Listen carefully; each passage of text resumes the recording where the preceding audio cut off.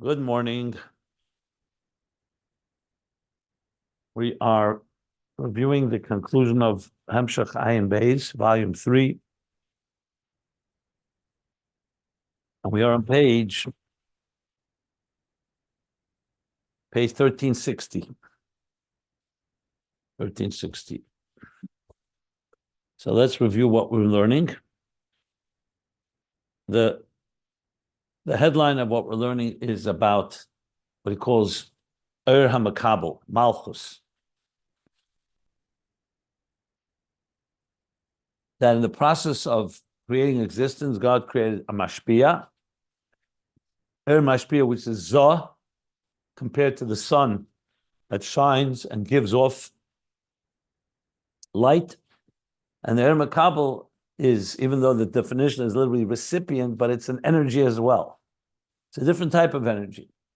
It's the energy of absorbing and reflecting. So on its own, it doesn't shine any light. Like he said, less lamegama klum, it has nothing of its own. But in the process, it absorbs that which is above it, and that's what fills it up.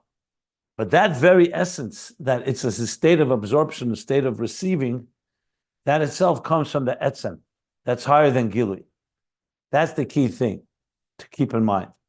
Because generally you think of, okay, mashpia, very simple. There's the water and there's the cup. The cup receives the water and that's it. But we don't really always analyze and dissect the personality of the cup. You think of the cup as a receptacle. So you receive the water, then you can drink. But what makes the cup a receiver, is the fact that it's rooted in the etzem that says, I want to have an entity that is going to be transformed. That's the whole purpose. The purpose is not just to give off, is to pour water. The purpose is not just to teach and to transmit. So Malchus, therefore, as he called it, is rooted in the Nekudas Malchus. The very fact that it's only a Nekuda, only like a dot, like a receptacle in the sense. So it has an Ur and a Keli, like we learned. However, the Ur is very limited, like he said, like a child that is just getting enough to sustain itself, but it doesn't have enough to give off to others. And that itself is rooted in the deepest place.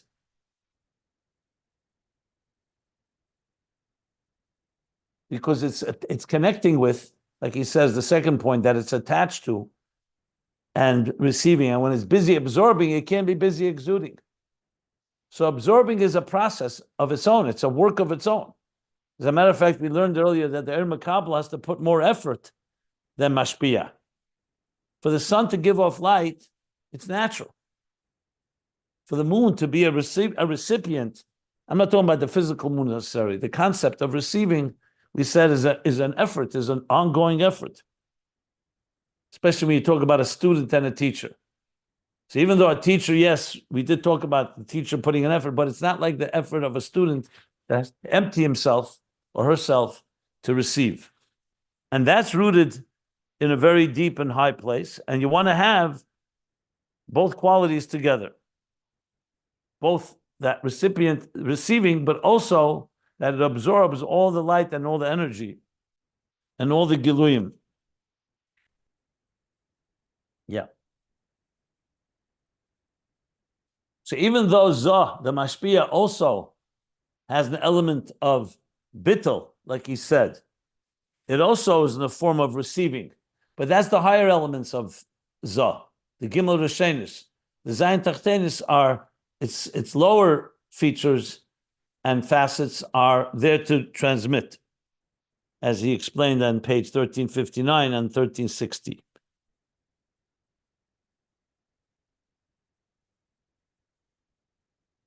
Yeah, second.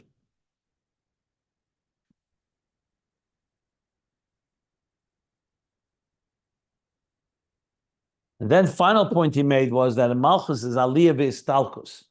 Malchus, like a flame that is unfettered and ungrounded by a wick, is in a state of constantly wanting being absorbed in its source. So even though Zoh also has an element of reaching to its source, but there is to receive. Not as Elias cause. There, as he said, it's in order the kabbalah mekede. Like a student going back to the teacher to draw from the well. The Malchus is scholars b'mekede, meaning being encompassed, being absorbed in the source.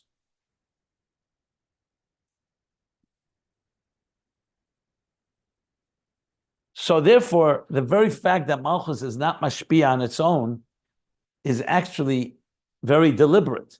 It's not out of weakness and lack, because that's its role. And it's really rooted in the etzem that's higher than Giluyim, that's higher than revelation. The sun, the Zah, is rooted in Giluyim. That's its role. Its role is to reveal. That's why it emanates in 6 facets. Malchus is an akud, just a spark, just a point, a nucleus. And that's where we stopped, right before the beginning, the end of the paragraph on page 1360. So I'm going to continue reading.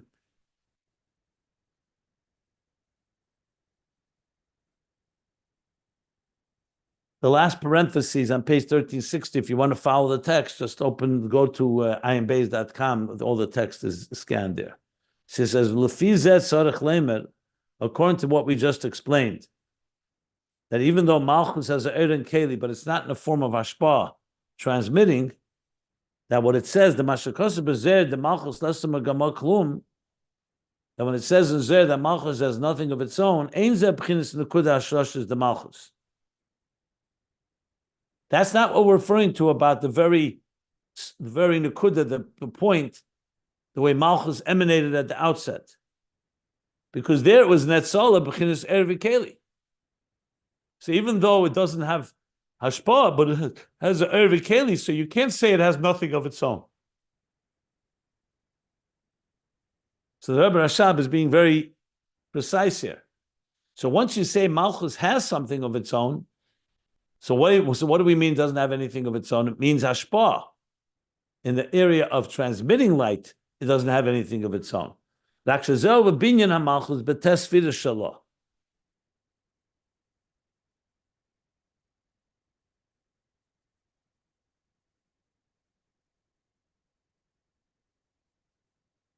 And when we say les lamagama klum, we're talking about not the very nekuda. The nekuda of Malchus, God created Malchus.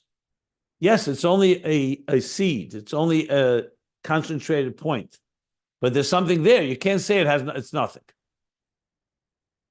But as far as it exuding, emanating, when you talk about the binyan Malchus b'Sefiros, v'chein b'Kabbalah se'er la'acher binyana, and even after you build up Malchus into a full structure, as it receives air, that means v'hainu b'b'chinas hashpah lamata. That area we say les lamagamal klum.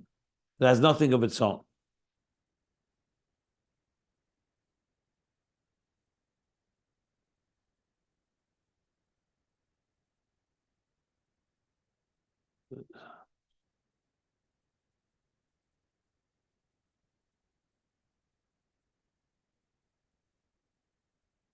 Okay, I'm going to stop. I'm not going to read all the words here because it's going to get a little more dense and complicated. So I'll stop here if anybody wants to ask anything. If not, I'll continue the next paragraph. As I said, this is somewhat a little esoteric and Kabbalistic, but it's part of the whole discussion. So I'm trying to make it more practical. But we are going through the text here, so it's a little more, as I said, dense in that sense. Okay. Any questions? So now we continue the summary on page 1360, the new paragraph. Now keep in mind, he's going back now to the point that though Malchus on its own is just a concentrated point, but it has the capacity, because it's rooted in the etzem, it's not some bereft, empty container. It has tremendous potency in it.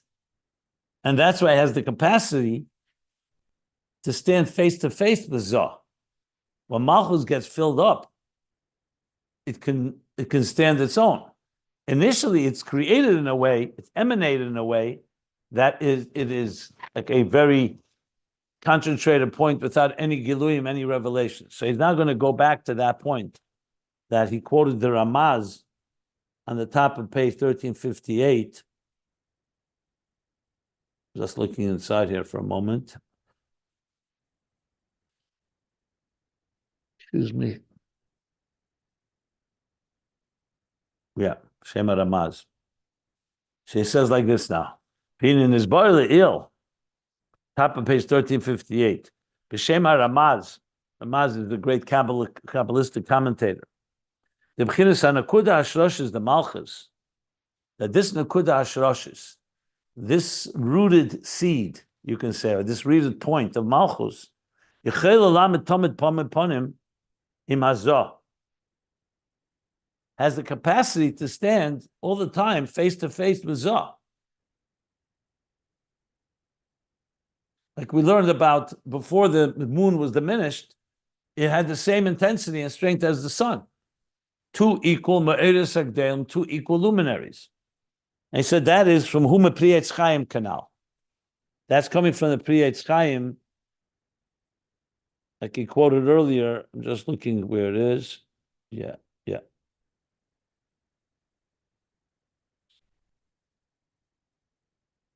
So now the Rebbe Rashab is going to elaborate more on this point, because this is the second half of the story. It's not just about being a makabel. This makabel is going to be filled up. Think of a student again. A student that starts studying. In the beginning, he's a receptacle and just absorbing. But as he absorbs, he gets filled up. This cup is being filled up. The Malchus, the makabel of Malchus is going to be filled up with the energy. So he's going to explain how the process works.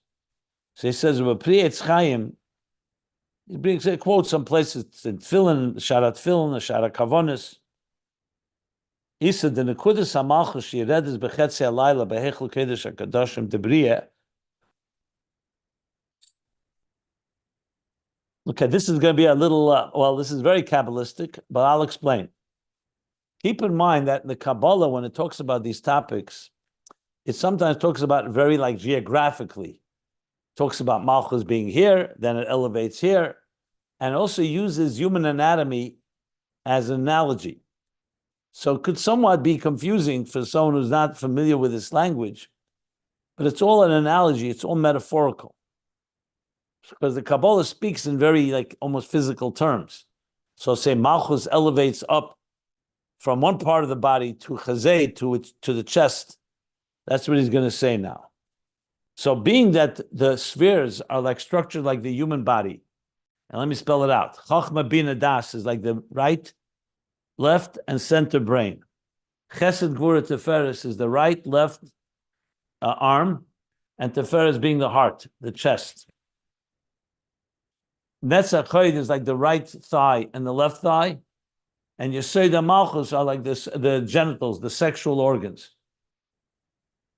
So the human body is structured like three pillars, right, left, and center. And it goes all the way from Chochma Bina Das, Chesed Gvura Sefiros, Netzach Chayid Yesod Malchus. So if you ever see the structure, it looks like a diagonal, but three diagonals. Right brain, left brain, center brain, right arm, left arm, heart, right thigh, left thigh, and the sexual organs, which is in the center. So there you have the human body. So he's going to use that. That's the language Kabbalah uses. But we have to understand it, obviously, metaphorically and symbolically, as a spiritual body, so to speak, as a spiritual structure. So when you say Malchus, Malchus is down below. Zah is the six Midos, which is right, left, and center. Chesed, Gvura, Sefiros, Netzach, Chayid, and Yesod.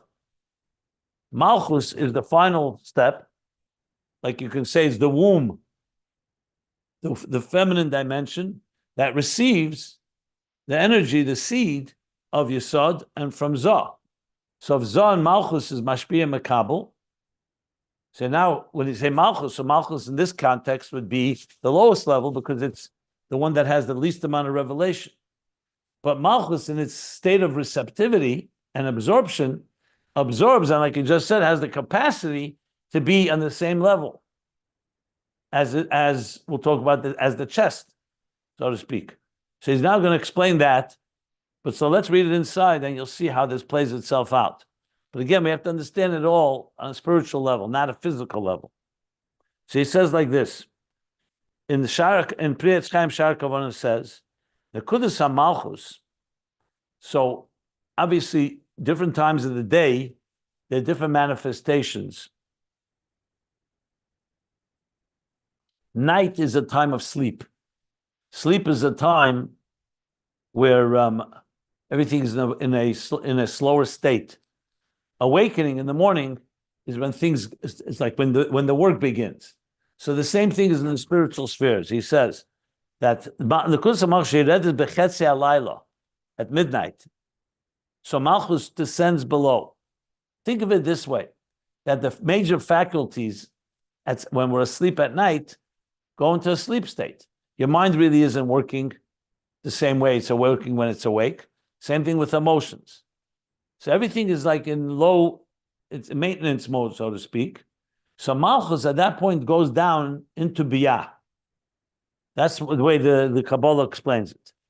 Into Heichel Kodesh Kadoshim, into the chamber of the Holy of Holies, the Bria. So Malchus of Atzilus descends into Bria. But Boiker, but in the morning, he Eile ad Chinas Chazei Dezah. It then elevates to the chest of Zah. So at night, Malchus is in a state of a diminished state because all the faculties are asleep, so it's not receiving much. It's more in a functional mode. In the morning, as the person wakes up, so the same thing morning, spiritually speaking, Malchus elevates and begins to receive flow from Zah. So Malchus in its lowest state is at night.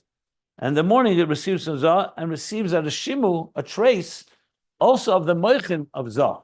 Remember, Zah, which is Midos, also has Chabad within it. So that's also Nimshach there.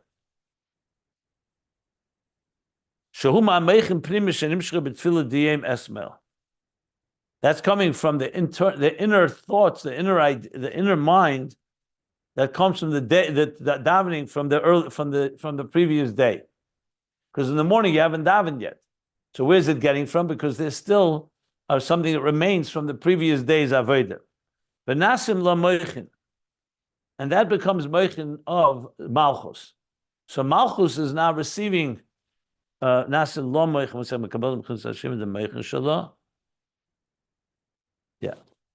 V'hu inyan tefillin shel yad, shezah neged halev dezah. That's tefillin shel yad when you put tefillin on the arm.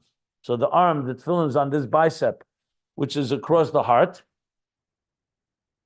Halev dezah, b'chinas chazei dezah. That's the chest of Zah. Uba Malchus b'chinas tefillin shel rosh. And the Malchus is like the tefillin shadash, v'akolu kamoshi b'chinas nekuda adayim, v'nivnis achakach b'tefillin.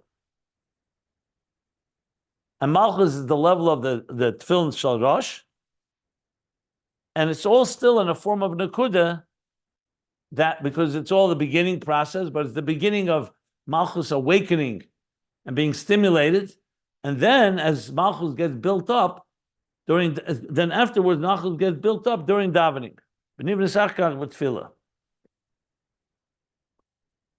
Okay, so this is again, as I said, very dense.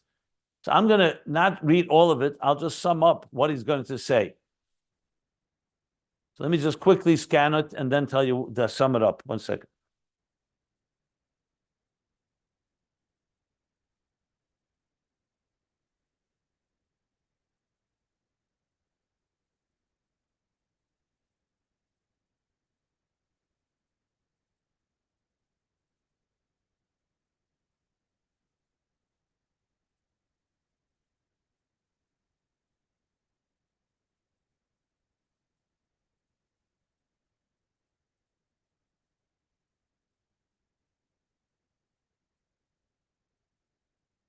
Okay.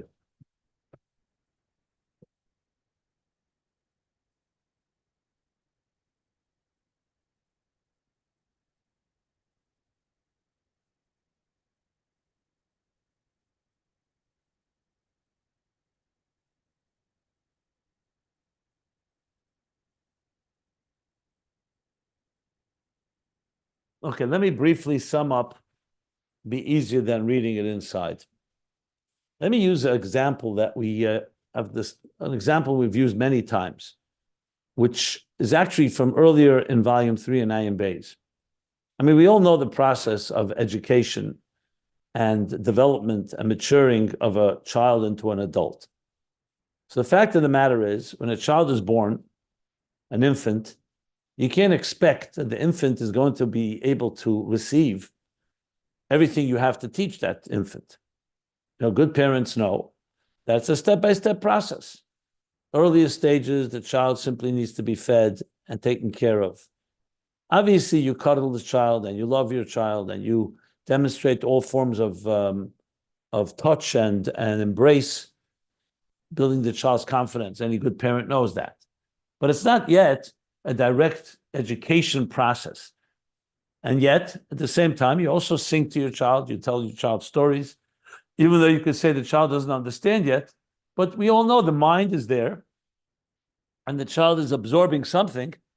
We may not understand completely, especially in the early infant years, but it's very clear very early on that a child is definitely developing and it learns from those around us.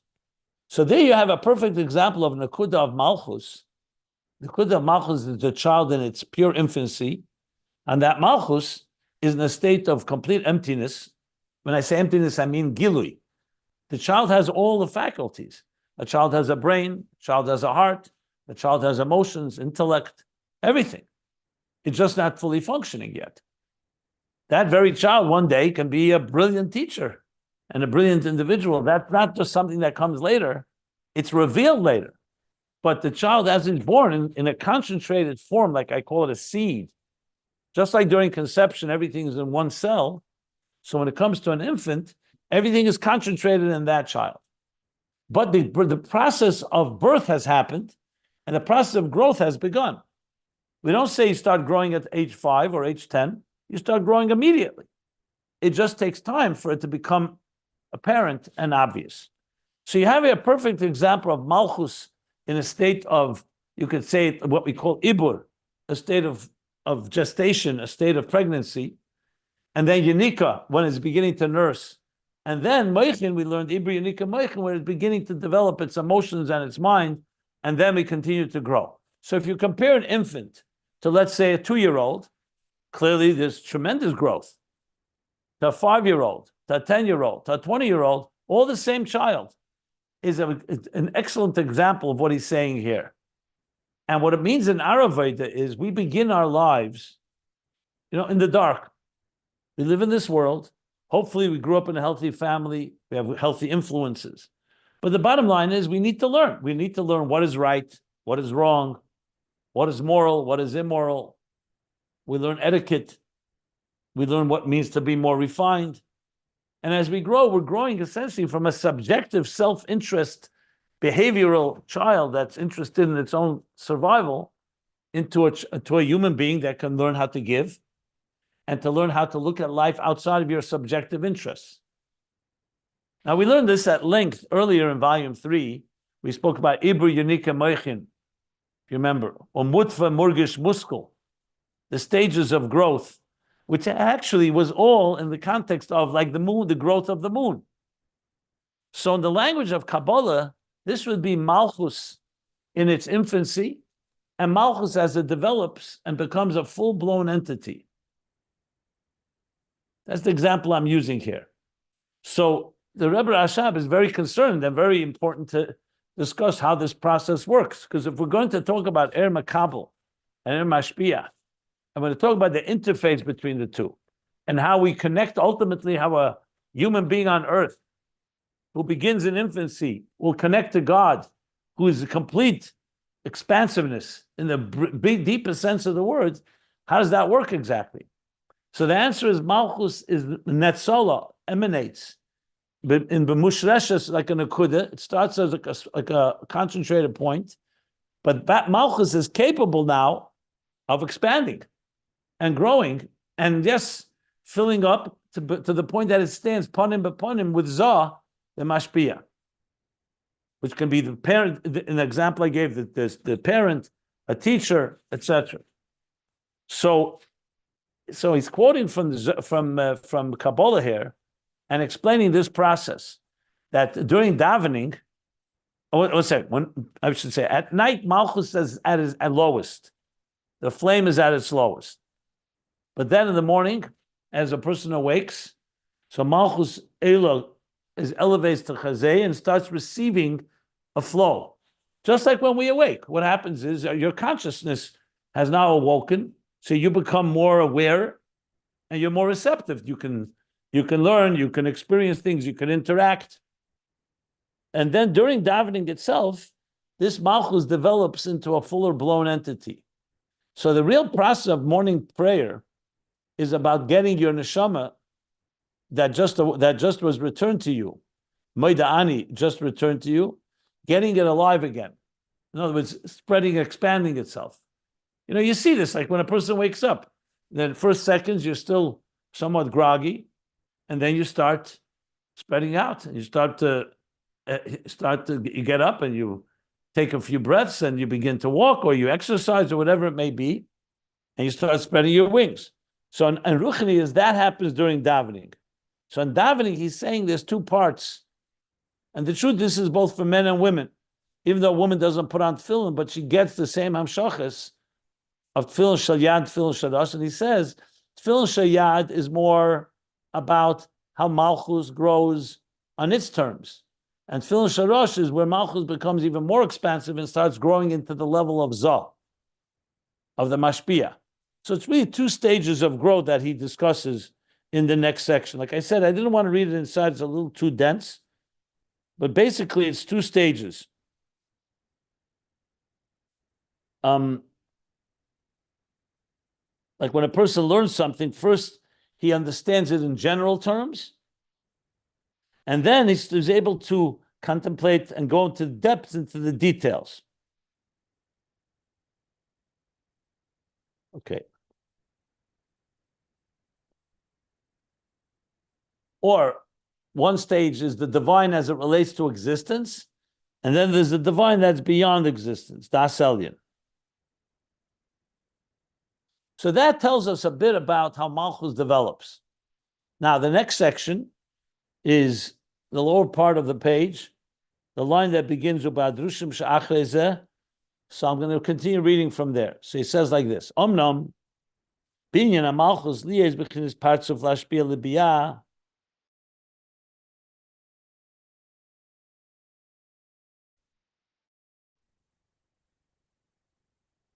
Second.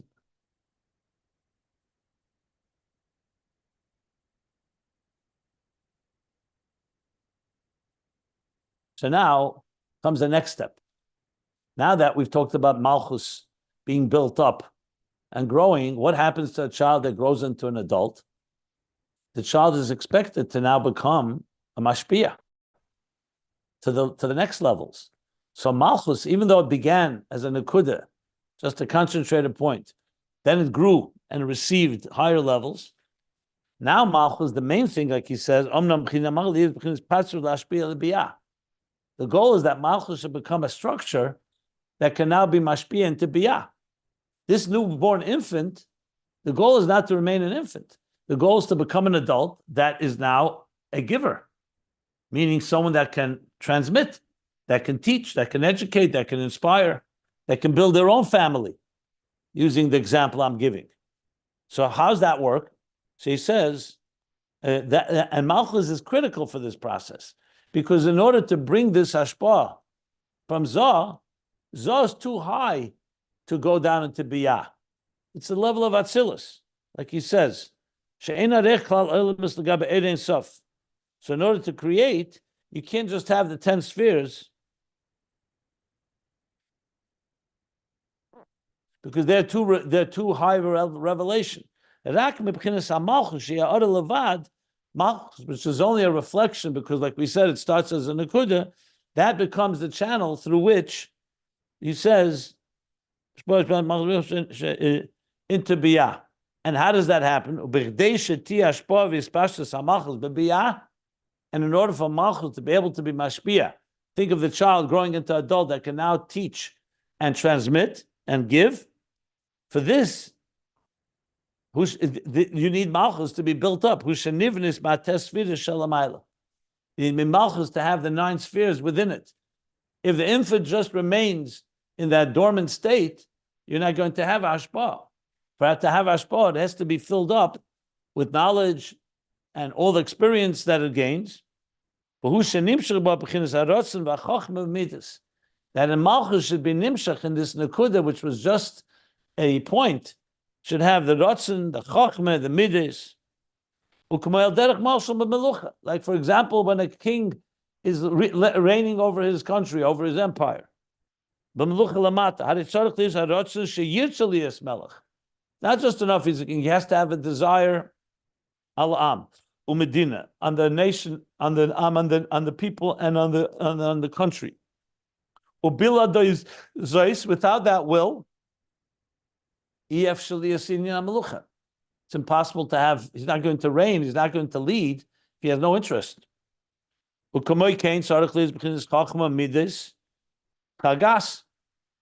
king also has to govern the country with intelligence and with emotional guidance. The imayes, the klolosin hamluchihi. I'm on page 1361. Even though the primary power of kingship is ishtarus berot beritzene, is basically in a form of leadership and command over them, authority over them. The king can decree laws, doesn't have to explain them. So why are you saying it needs chochma bina chagas? So even though he has that authority, but governing a country, governing a people requires a logic. It's not just a blind authority. It's based on logical laws and guidelines and so on.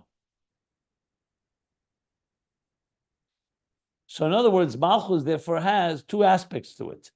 There's the richuk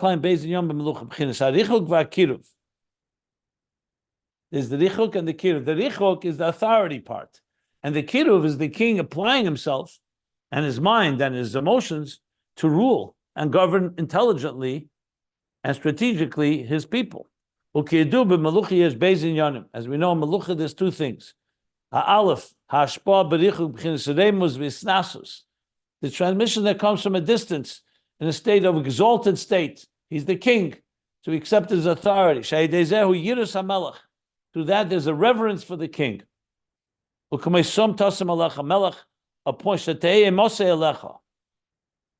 for yourself a king that his reverence should be upon you. That's by him being beyond us.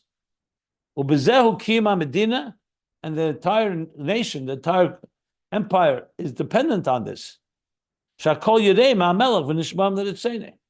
away this element of reverence, people don't listen to the king, the entire law and order, the entire order of the country will fall apart. That's the main part of governing and leading, and the authority that he has, that he rules over them. What's the second aspect of Malchus? Beis, hashpa b'kiruv. There's the hashpa b'kiruv. That's the authoritative part. Then this is the connection, the relationship he has. Shamelech ma'ayin mufakeach b'inyonei hamedina. That the melech delves into and cares about and supervises and evaluates the matters of the country. He's not just giving orders and authority. He's engaging. He's analyzing and evaluating and studying. The people may need more food. They need more economic opportunity. They need more help with their children. Then higam benachas, to rule them benachas pleasantly, ulamala kol machserim, and to fill all their needs, ulasis chukim l'tevus hamedina, and to establish laws for the benefit of the country, of the empire. This is not richuk. This is kiruv. This means he's applying himself to understand the needs. Let's say there's a famine. That's particular needs, a particular supplement, or other issues that come up. This hashpah is not just his ratzon, what he wants, his authority. This is already with intelligence and with empathy and emotions. And so too is it with the kingship above. On one hand, you need the rotzen, God's will to rule. That he wants to be the authority, wants to be the king of and rule over the worlds and creations. That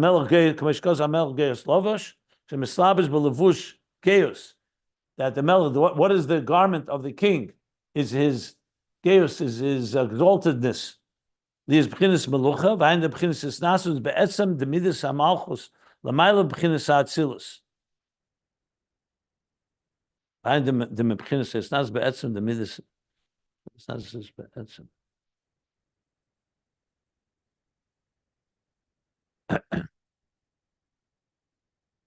Okay, so the Nekudas HaMalchus, he says now, is the Isnasus Be'etzem. That's higher than Giluyim. It just, there's no spashtas, there's no Chochma Midos. We're talking now, it's rooted in Keser, like we learned, the pure authority, the pure exalted state of Malchus. Like we say,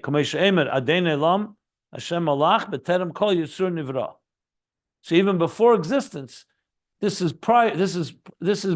transcends existence.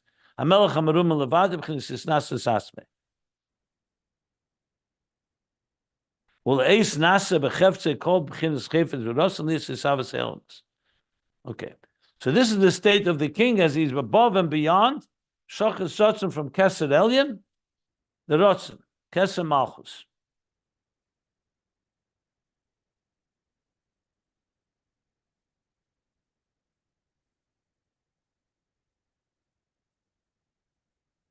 This is all ashpa, like he said, from a distance, in a removed state. B'chinas Malchus. V'hainu b'chinas Emes v'snasam l'chli b'chinas isnasus salam. V'ashpa b'kiruv. Then Malchus has another side to it. B'kiruv ha-Malchus. The Malchus, the b'chinas Chochma Midos the Malchus. This is where Malchus is built up. Now it has intelligence and emotions of Malchus. So this is how the king is applying himself and ruling and governing with a plan and relating and tailored to the needs of the people. This is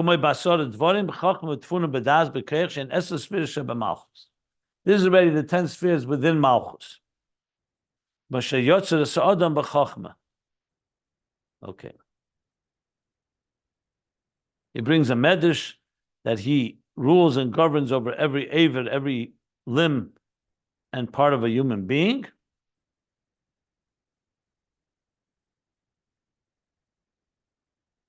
This is the Eris Chaysha Be'elmis. So from Chochma you have the intelligence of Malchus, Hergish Aleki, the feeling of godliness within us is the Midos, and that's the 9 spheres of Malchus that go down into Biyah, to be the source of energy and vitality in the Elamis. And the Binyan Malchus in the 9 spheres, that's from the 10 spheres of Zah.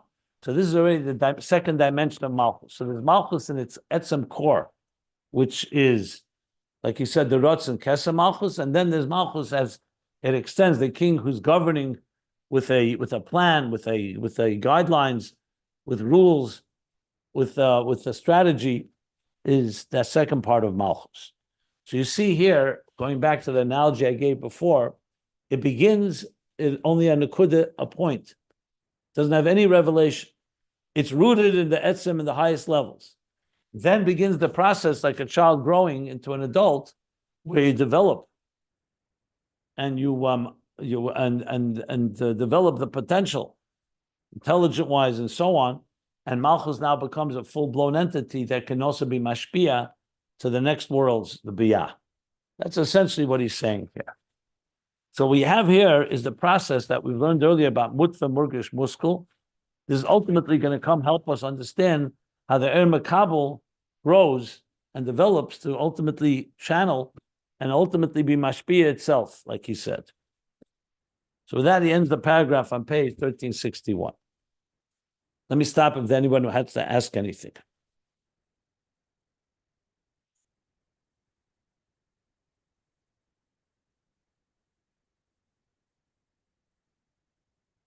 Okay, so now we continue. It says, Omnam gam la'achas shenivis b'chinas hamalchus b'es Sefiros. However, now, even after Malchus is built up, we said that Nakuda, that initially had nothing of its own, no revelation, has been, think of the cell that split, or the child that's grown into an adult. So now it's been built, b'chinas hamalchus b'es Sefiros, b'gdei yisavas, v'erev achayis b'chinas Malchus. No, I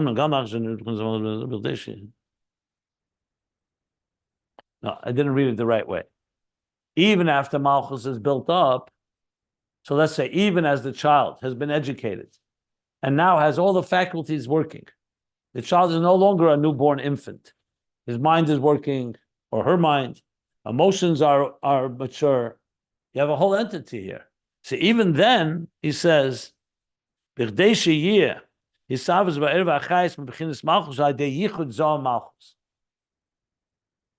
needs the yichud of Zoh and Malchus. Malchus is connecting to its mashpia. That's what means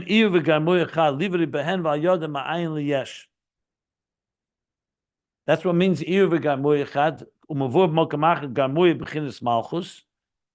So Malchus is, it's true, Malchus has built up, but Malchus continues to be a funnel, a channel for the Giluyim of Zoh. That's the Yichud of Zoh and Malchus. So even though it's happening through Malchus, but the source of this energy is coming from Iyu v'garmui echad, from him, from God.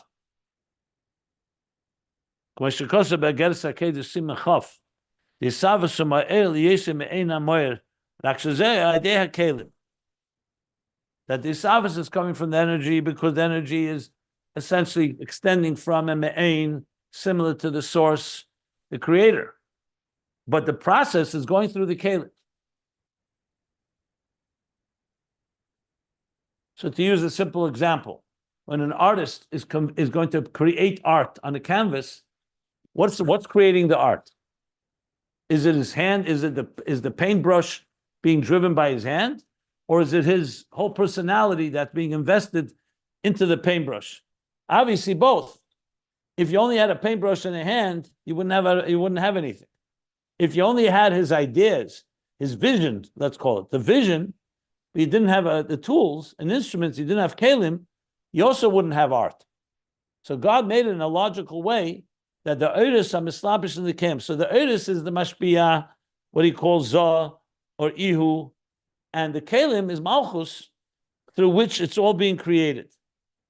So you need to have the yichud of Zoh and Malchus.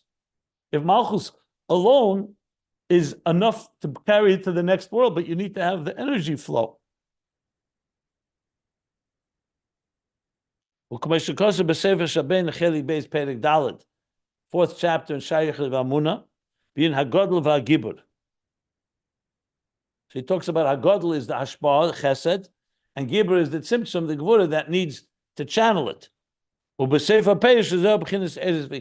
end of the chapter says that's Eris and Kelim, the divine energies and the containers, which really in every process of creation, whether you're writing a book or the example I just gave with art, the same thing in architecture, whatever it is, it's going to be Eris and Kelim. And you break it down, that's the level difference between Zoh and Malchus. So you see clearly you need the combination of both. Excuse me, even as Malchus is built up into an entity.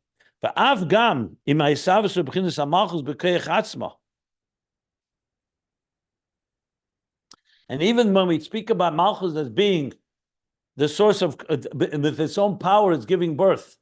Like we see tzmicha, when things grow, they grow from the koyach hatzameach shebaretz. It doesn't grow from the rain. It doesn't grow from the mashpia. It grows. The earth has the power of growth.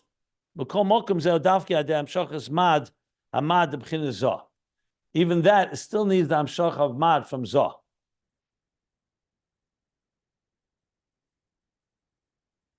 So in other words, it's true, the power of creation is in the earth, but something needs to stimulate it.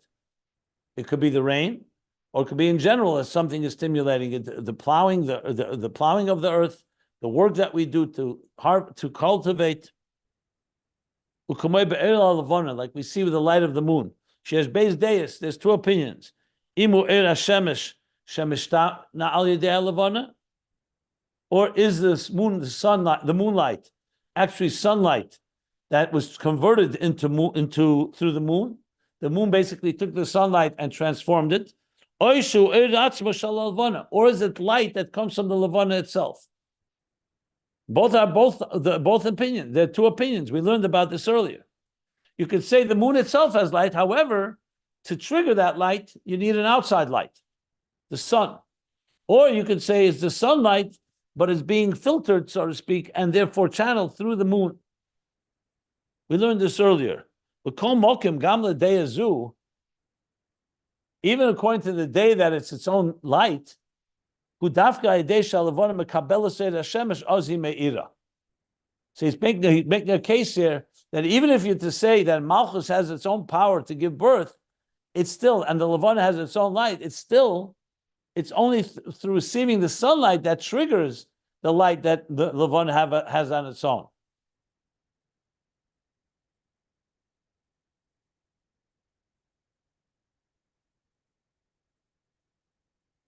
Right.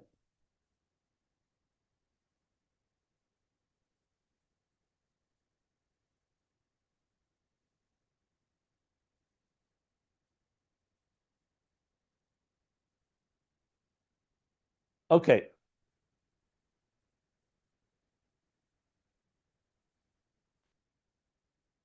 So now in the parentheses, I'm just reading the parentheses. Betulda, hariyesh mekeach ha'av and mekeach ha'em. That's an example of the moon. What about a child being born by father and mother? So we know that's not the case the same.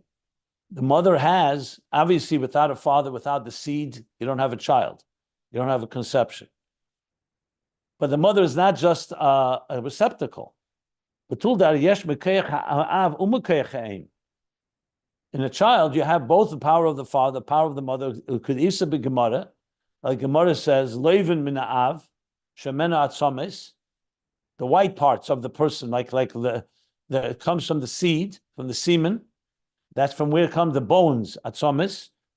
The edim min ha'em, and the edim, the red parts, like blood, shememenu gidim, that come the gidim, the veins, the arteries, that comes from the mother. So you see clearly that with the child, the child gets something both from the father and the mother.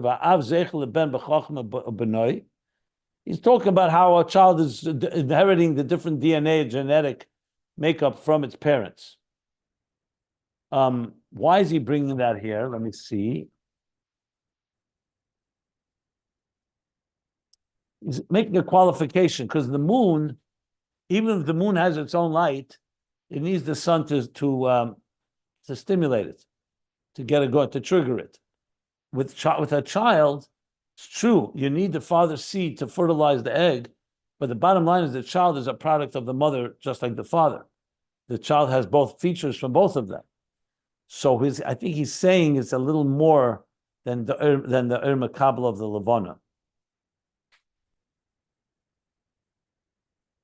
Because obviously, the fact that the child gets the features from the mother, that doesn't come through the father. That's not like sunlight going through the moon. That's like the mother herself is passing on her genes to the child. I think he just wants to qualify the distinction between the two.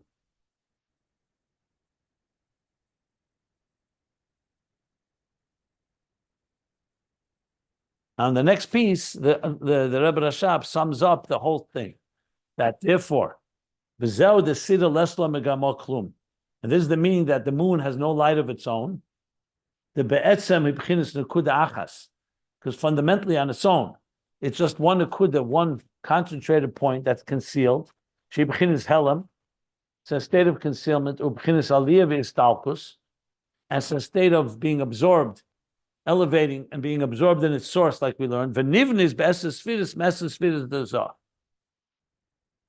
And what then? But the structure of Malchus is not coming from itself. It's then built up from the 10 spheres of Zah. וגם לאחר שנפרס בכדי שיהיה גילי והמשוך מבחינת המלכוס, להבס ולהכיס את האלמנט מבחינת חייס חיצוני חייס פנימי. So even after it's built up, it still needs, ובפרט לידס הנשם מבחינת מלכוס, כל זה הידי שמקבלס מבחינת זah. So even when it's built up into a full structure, it still needs Zah in order to have to actualize this creation.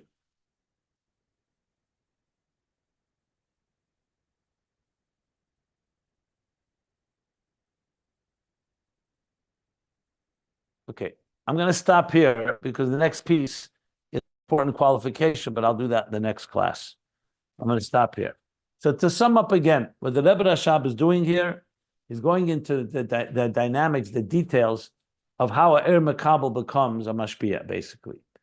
Or, if you wish, the interface to mashpia makabel. At the end of the day, remember, Torah Eir is going to be mashpia, it's Eir. And the neshama, as it comes down below, is a ner, and Hashem nishmas adam, there's a keli element. And we're going to ultimately want to connect the Eir makabel and the Eir mashpia. And there's the 3 levels of Eir makabel, like we learned: moon, luminous stone, and vision. So we're going to get back to all of that. But right now he's dissecting how the makabel is on his own, and then how the makabel becomes absorbed. But you see here the concept of dir b'tachtenim, that the makabel has to be an independent entity of his own. He's not just a diminished entity.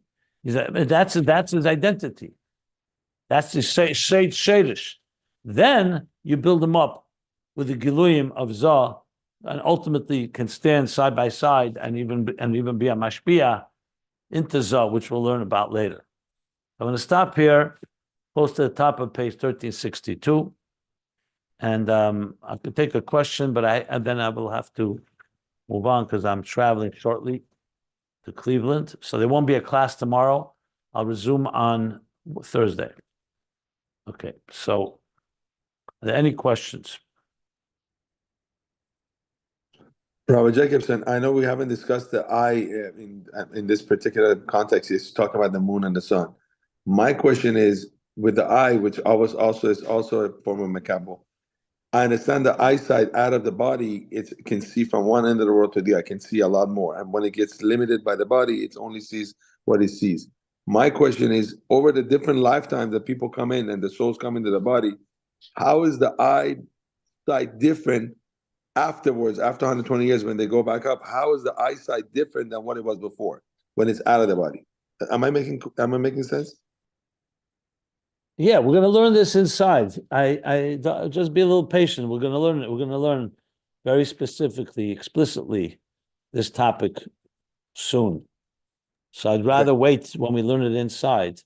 He's going to discuss that exactly that point that you just said. Okay. If you don't mind. So just wait, be patient a bit, and we'll get there.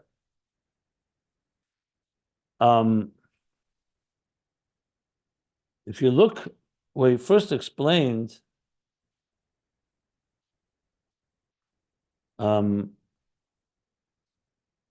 yeah, we'll talk about that when we get there. Let me stop here the recording, if I may.